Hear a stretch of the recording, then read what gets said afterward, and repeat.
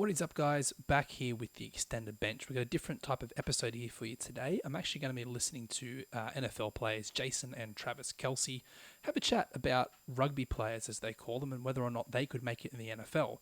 There are some comments in there that I think are pretty ill-informed, others that are pretty fair. So we'll get into it shortly. And just as some background, Jason Kelce is the center for the Philadelphia Eagles. He's teammates with Jordan Mailata. Travis Kelce is the tight end for the Kansas City Chiefs. And sorry, Travis, I'm a Packers fan. We got the win over you guys last week. You might also know Travis as Taylor Swift's boyfriend. So without further ado, let's get into it.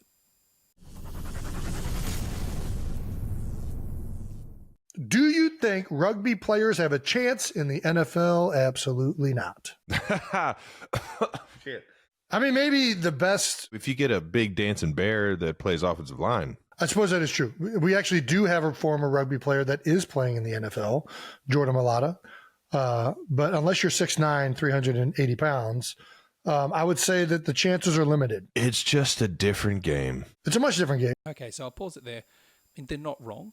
I mean, Jordan Mailata is a freak of nature, and by all reports at South Sydney, they did ask him to drop a bit of weight because the weight that he was carrying wasn't going to enable him to play the minutes that they wanted him to, for him to advance through the grades further than under 20s.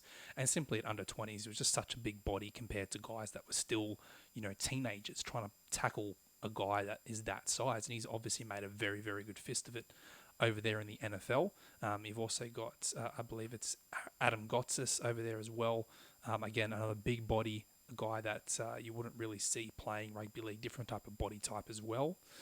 To say that rugby players would have no chance, I mean, some people do want to still laugh at Jared Haynes' adventures there with the 49ers, but the fact of the matter is he got on a 53-man roster and he started NFL games after, a year or less of practice and adapting to a game in his mid-20s.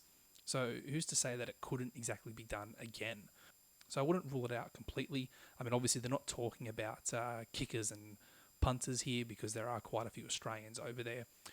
Most of them, though, do have an AFL or Aussie rules background, simply because they're used to punting the ball that far. And rugby league, you're not really. I mean, the only one we've really spoken about or heard about is Matt Burton, but that's just kind of been out there in the ether and hasn't quite exactly been that he's going across to the international player pathway that the NFL has and trying out that massive boot of his. So let's see what else they have to say. I think people keep comparing them. There's one common skill set, and that's Quarterback sneaks. toughness. Oh, sorry. Toughness. Yeah. You might be able to get a kicker. You might be able to get a kicker. There's probably some. Oh, yeah. Well, I mean, but we're talking about football players, not kickers. There's a few Australian punters in the league that I know of have all started off being Australian football players. Guys. Yeah, there's definitely kicker would be the best chance, or punter. And then if you're an enormously skilled athlete, of course, there's a chance you could play in the NFL. That is always on the table. Always. But as a blanket statement, I'm going to say no. I think that they're much different. Rugby is more, the energy systems is like a physical soccer. Like it's a longer, there's not like stoppages, and it's not like as like violent, if that's the right word to say. Is that not the right word? It's not as high impact. Is that fair?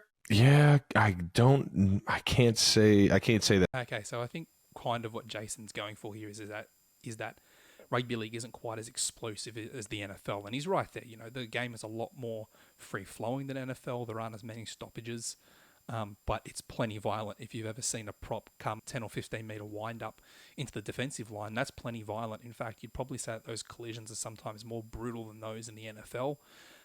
It's one man running into three guys. That being said, Jason's obviously coming at this from an offensive and defensive line perspective where they are up close and personal the moment the ball snapped, and you've got guys literally trying to run through you to get to the quarterback, and your job is to try and stop them. And their technique is basically to jab the other guy in the chest or in the shoulders and hold him there and push him backwards or turn him sideways. So, it's a very, very explosive game. I wouldn't necessarily say it's more violent. Some of the hits are more violent. They haven't outlawed the shoulder charge like we have, and guys still like to tackle with their heads for some reason. So that side of things, you might say it's a little more violent in NFL terms. But that being said, there's no protection in NRL. you're tackling a guy with your bare shoulder.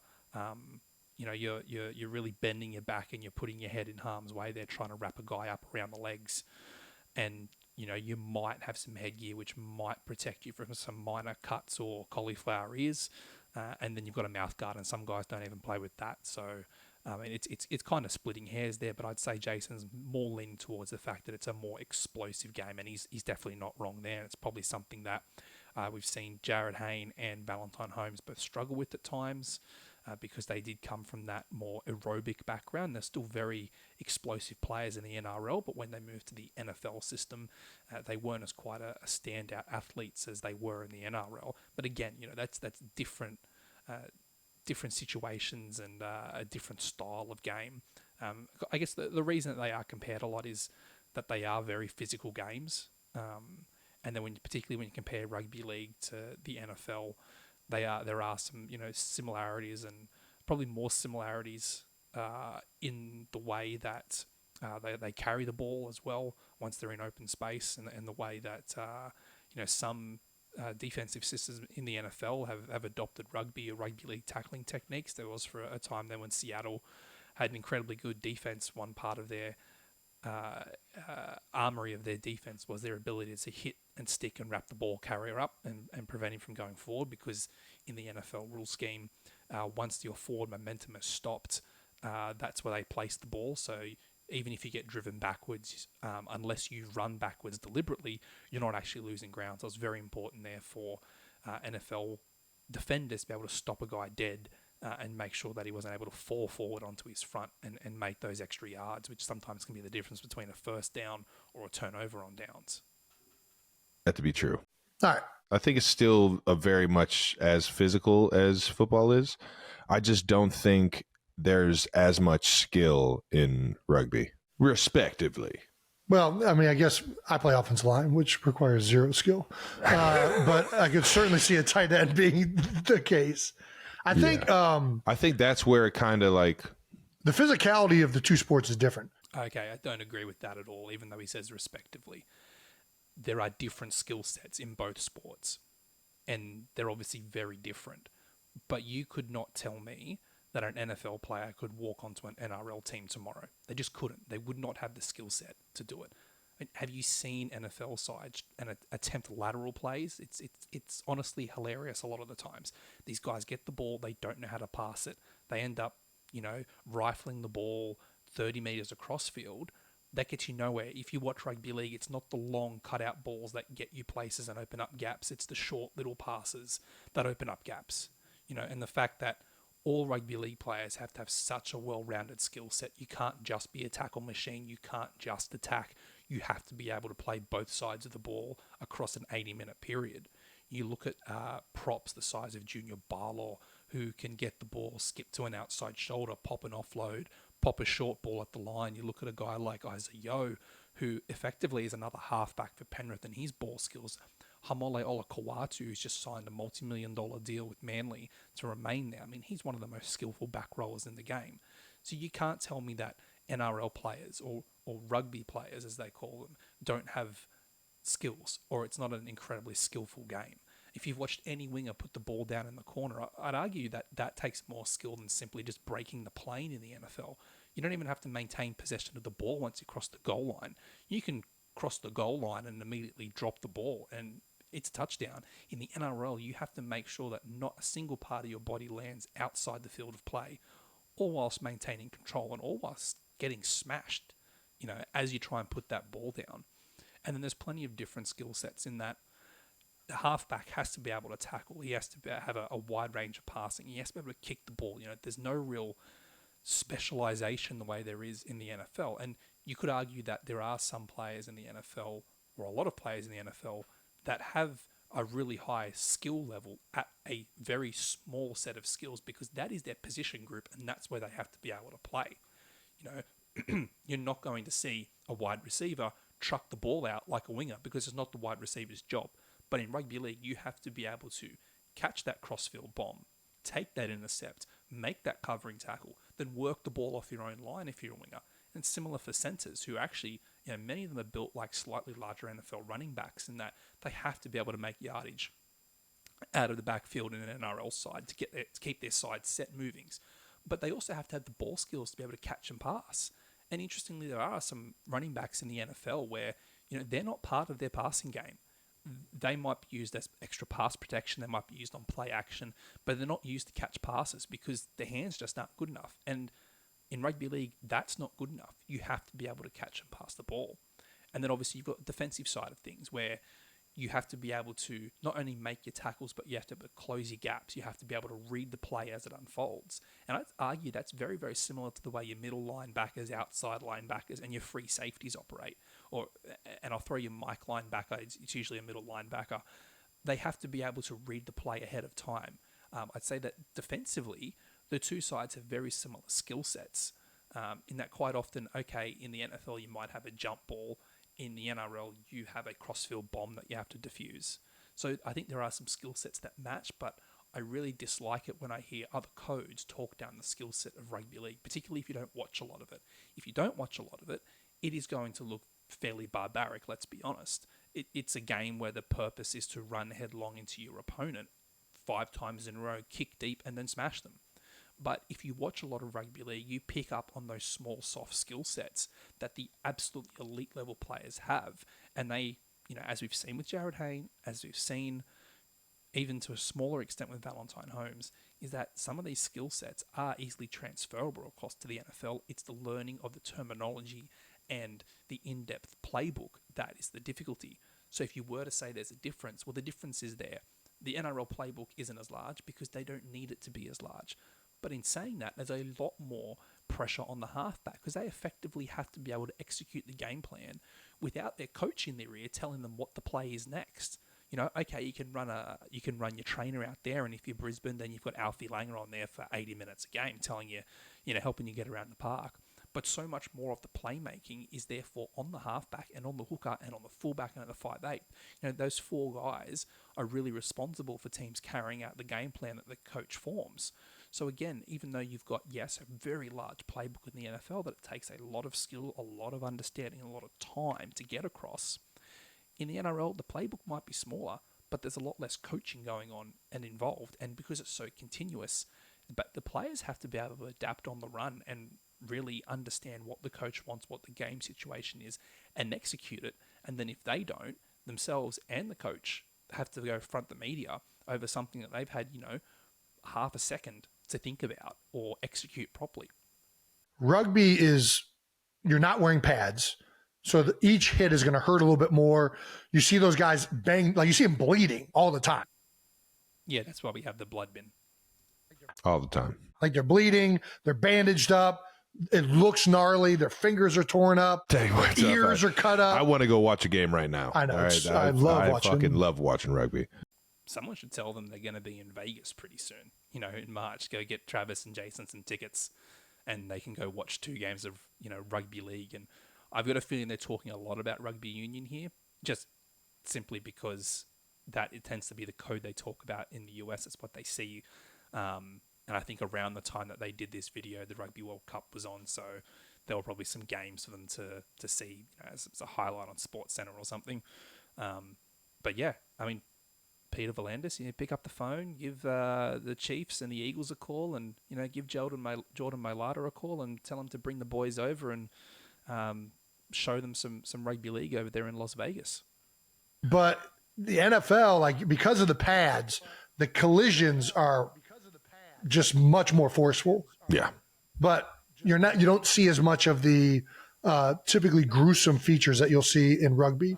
And I got to say, I do think of the two, I mean, you're going to be hard pressed to tell me the rugby players are not tougher. Who is tougher? NFL conventional metrics. I'm probably going rugby. Dude, rugby's those dudes look like tough pads, dude. They don't wear pads, and then they're going out and they're drinking. Just not a lot of, but I will say this: not a lot of them are 300 pounds. Down with that. Yeah, I don't really like it when there's a discussion about who's tougher, right? Because both sports are incredibly tough, and you're right.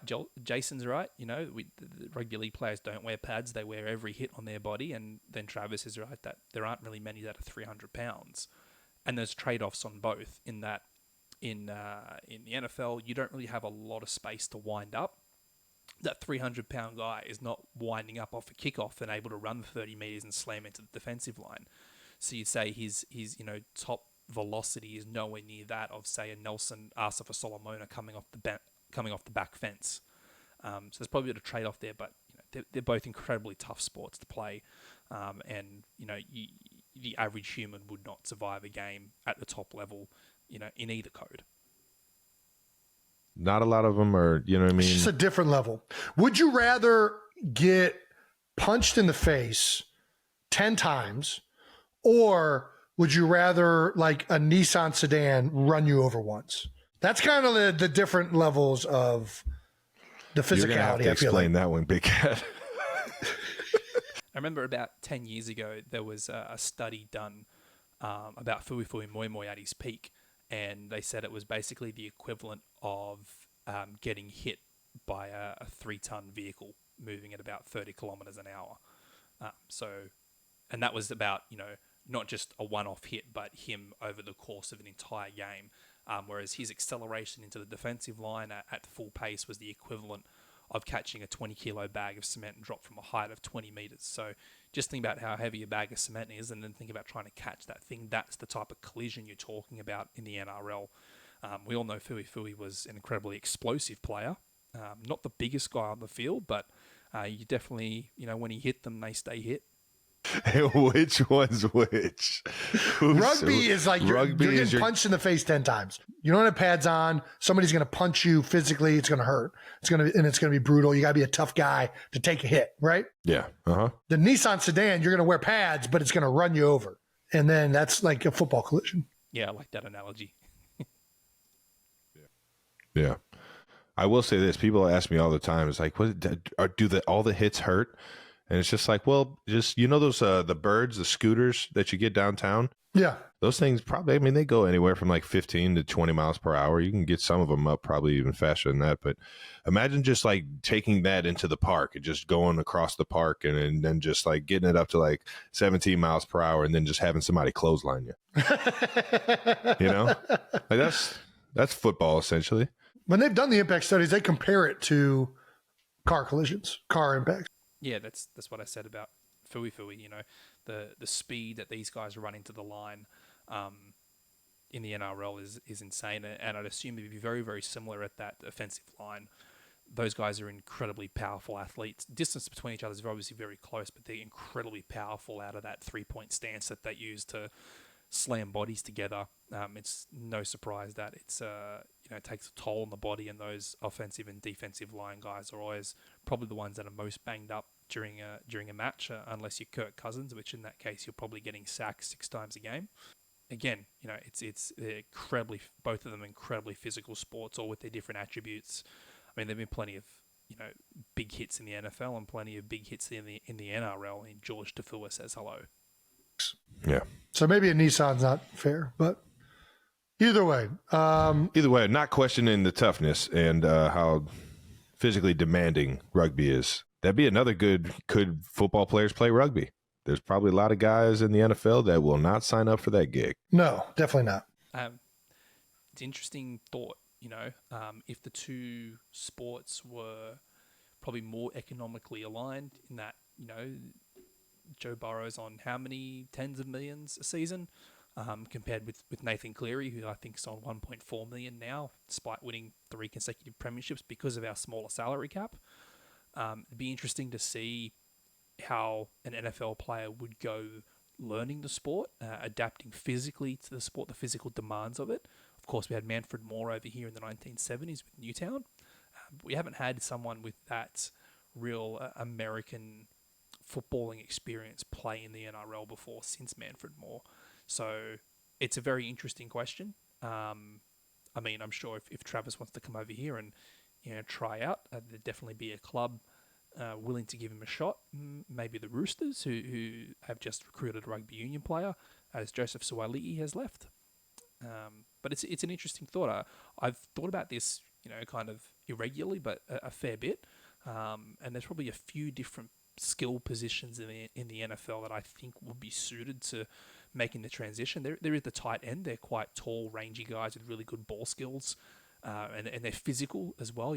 A lot of them, their job is pass protection if they're not out there receiving. So I think you could probably see a guy who, I think Travis Kelce is about 6'5". He'd fit in pretty well in the back row. Your wide receivers, a guy like DK Metcalf, could you imagine him as a winger? I mean, the height, the speed, the strength, he'd be exceptional out there, you'd think. And then other guys like your middle linebackers and your outside linebackers, again, fast, powerful. Got some. A lot of them have that good range on them. They're able to kind of keep the offensive line at length and get around them or bull rush them using the length of their arms. So you probably see them in the back row as well. Probably got some smaller guys, maybe your free safeties or your safeties, or your cornerbacks. Again, they'd probably be pretty good as wingers or centers, and speed, ball skill, physicality out there. I couldn't really see someone in the offensive or defensive line making that switch. I think the amount of weight they'd have to drop would be a struggle, as well as then upping their ability to have multiple plays on the field at the same time. They're really power athletes, and I don't see them adapting to that. I mean, you're not even going to talk about a quarterback in that their skill set is very, very different to what would be required of them in the NRL. I don't think you could see a quarterback making that change. But, I think there are definitely some skill positions in the NFL or in American football more broadly, that could translate pretty well if you give them, a couple of pre-seasons with an NRL club. They could probably transfer across, and there'd be skill sets they could transfer between the two sports. But the Kelce boys will.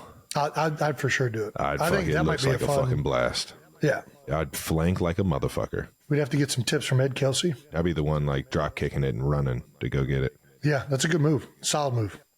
Okay, definitely talking about rugby union there. You don't hear about too many of the up and under contests in the NRL, and nor do we have flankers. That'd be interesting to see Travis Kelce pack down in a rugby union scrum as a flanker. Opposite someone like Michael Hooper, I think, still playing. I don't see him as a flanker. Maybe a number 8. Again, tall, rangy, probably pretty good in the line out to contest with. But rugby league terms, I definitely see him in the back row. He'd be probably quite a good weapon out there on edge. Probably able to run a line pretty well and make his tackles. I lateraled it last week. I mean, we already know about my quarterback sneak skills. We'd be scrumming it up. Scrumming it up. Not right now. Who knows? Maybe we'll see a rugby player one of these days become an NFL superstar like Jordan Mailata did. True. Although Jordan never made it to the NRL. He was in the under-20s. As you've probably seen his highlights, it's boys against men. Really, he's absolutely giant of a player, playing in the NRL or playing in the under-20s. You see him now in the NFL, and he stands out, but it's not that big of a difference. There are plenty of guys in the NFL up around his size, so it's not that big of a size jump. He was obviously much younger when he made the transfer across as well compared to Hayne and Holmes. So definitely some interesting discussion there and some interesting thoughts. It's pretty clear they end up talking about rugby union there. But, a lot of that can apply to rugby league. You'd probably say union's a little more stop-start when compared to rugby league. They have their scrums. They have their line-outs. So maybe some of their big boys could be looking at an NFL offensive or defensive line. But then again, they tend to be a lot shorter, a lot stockier than the NFL linemen, because the NFL linemen rely on their arm length, their wingspan, to be able to keep defensive players off them, keep them at length. You don't want to be squashed up against your own chest. You want your arms out, being able to control that movement, being able to control them on the outside, keep them to the outside, make a nice pocket for the quarterback.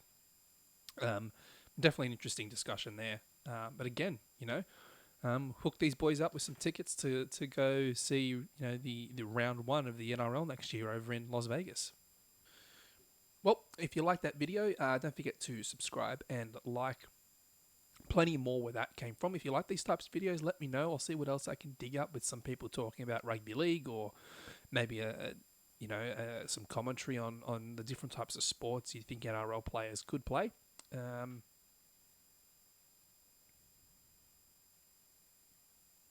Well, if you like that video, don't forget to drop us a like and hit subscribe. Plenty more where that came from. If you like that type of video, let me know. It's the first time I'm doing some kind of react video. Normally it's a little more discussing a previous match or a trend or some history of rugby league. But I thought this would be a nice little break from that.